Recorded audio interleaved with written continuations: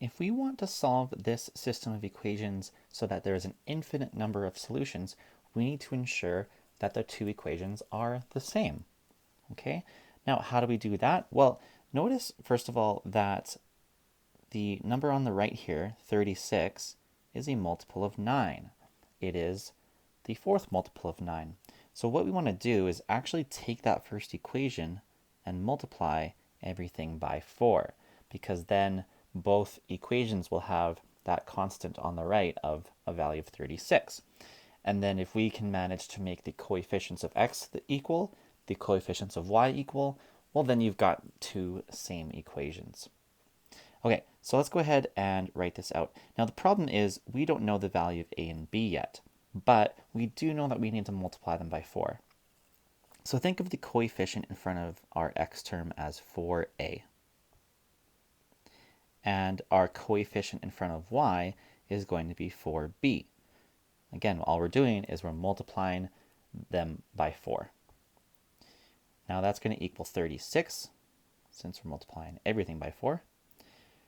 And just below it, I'm going to rewrite the second equation. That's 3x plus 7y equals 36. Oh, I just realized I forgot to include the variable y there. There we go. Okay, so like I was saying, in order for these to have an infinite number of solutions, we need to make sure the coefficients are equal. So we need to make sure 4a is equal to 3. So let's go ahead and write that out. We want 4a to be equal to 3. Well, if we solve for a at this point, we would just divide everything by 4, which means a is equal to 3/4. And we're going to do the same thing with our coefficient in front of y. We want 4b to be equal to 7. So let's write that out. 4b is equal to 7. Well, that means b has to equal 7/4. All right. Well, now the question's asking, what is the value of a over b? Well, let's write that out. Our a value is 3/4.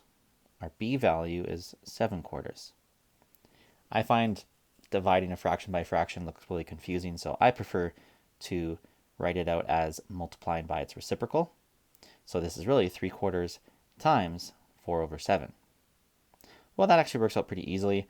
The 4's would cancel out, which means that this is equal to 3/7.